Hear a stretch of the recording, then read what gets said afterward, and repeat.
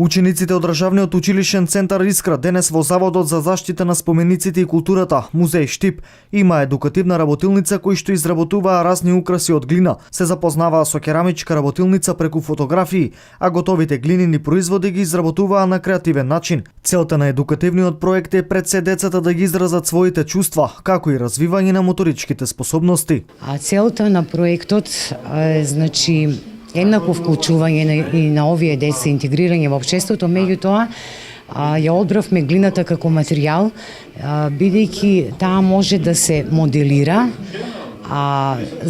може да се бои и преку неа можат самите деца да ги изразат своите чувства, својата слободна волја, самите моторички способности да ги развијат, психомоторичките способности преку оваа метода која што се применува за ваков тип на деца.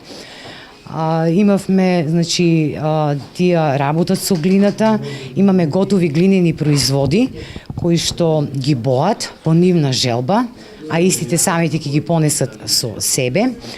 Претходно ја објаснивме што значи глината, како изгледа една керамичка работилница овде со фотографии.